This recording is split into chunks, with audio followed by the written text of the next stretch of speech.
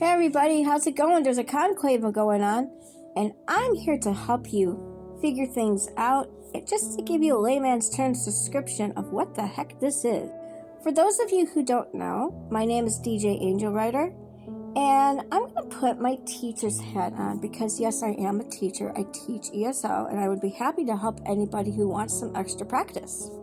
But let's talk about this issue, because as I get older, I get into history, or I like to understand it more, and I like to better understand it. And what way to do it but with church history. Now, I'm a good person to talk about this because I learned about church history when I was in school, and I always watch when we have the changing of the guard with the Pope, probably since Pope John Paul II died, and Pope John Paul was my childhood Pope, if you will. So there's patterns that I see, and there's a lot of other nuances that are happening, so bear with me as we go along. So first, let's talk about what is the conclave. It basically is an ancient way of voting for a president. In this case, it's the leader of the Vatican and the leader of the Catholic Church, aka the president of. And also, this Pope, as we've seen in the past, has a big influence in morals, opinions, etc. So having said that, what's really unique about this is, you know how in our modern day election, we know who we're voting for. This doesn't happen in this case in the conclave. They don't. So what they do is they kind of, the cardinals, who are like the bishops or the sort of like the governors, if you will, under the president, what they do is they kind of like a chance to know each other, feel it out, and basically go with their gut, or in the spiritual Catholic sense, the Holy Spirit. And they kind of follow their gut. So imagine what it would be like if we were to vote in the modern day. We were going with our gut feeling as to who we wanted, and maybe perhaps not know who the candidate was, but have a mere guess. Wouldn't that be exciting and make voting more fun? That's probably where you get the participation coming back. I mean, voting's become too predictable, and in ancient times, it was very unpredictable. Not only that, they did not have the technology of the internet, of chatting, and all this other stuff that we do now. And so when they go into the conclave, they're expand from that. I mean, they're going back to basic bare bones. And if they're caught, or if somebody is caught, they're gone. And already 2 cardinals are gone because of some controversies in their lives, so they're out of the running too. So essentially, everybody that's there is in the running for it. It's just a matter, who do you feel? Who's your gut feeling? Where are you going with this?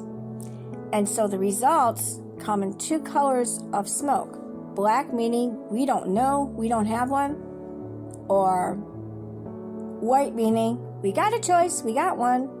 And if it's half and half, it's more like, we're kind of not sure, but we're going to tease you because we know you're on the lookout. So, now that we know that, who are people talking about? Who's in the running?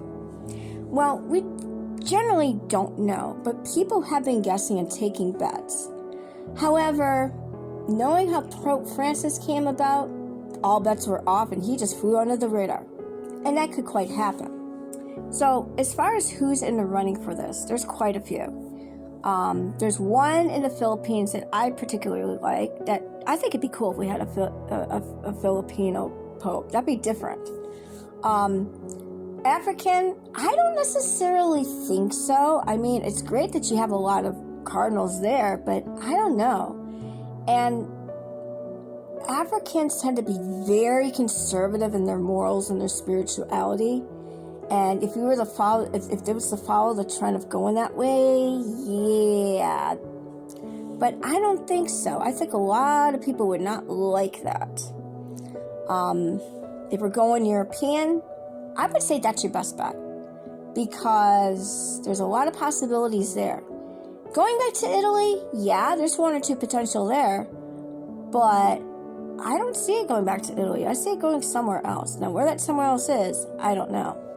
And as far as the Americas, well, you can forget that. Thanks to our president, I think he kiboshed that idea, simply because of the fact that, well, the Pope meme didn't do any favors at all. It didn't. That was a major fail, a major miscue for sure. So, as far as how long this is going to take, well, it could take a matter of 1 or 2 days. It could take a week. The longest they say has been at least 7 days. Because sometimes you just get into that rut where you just don't know and it's hard for you to figure it out. And so you just keep staying there until one is chosen. And that's the basic idea. Now my prediction, and I've heard it and I'm going to agree with this, I think it's going to be at least by the end of the week, by Friday. I give it a couple days. The last couple popes that were chosen, it was at least 2 to 3 days. And so I'd say by Friday or Saturday, you're going to have somebody. And of course, it's always big news and it's always very exciting. Now, as far as the way we're going to go, as far as the pendulum swing, well, there's some patterns that I've seen. Like, growing up under Pope John Paul II, he was kind of moderate, but he was very charismatic. And he loved being around people. He was also an actor, which helped. Then things calmed down with Pope Benedict. It was a way for everybody to go, which take that deep breath. Then here comes Pope Francis out of nowhere, and it's like, oh, who are you? And he went a little radical, but in a good way, and in a very commonsensical way that I personally liked. He was my favorite so far.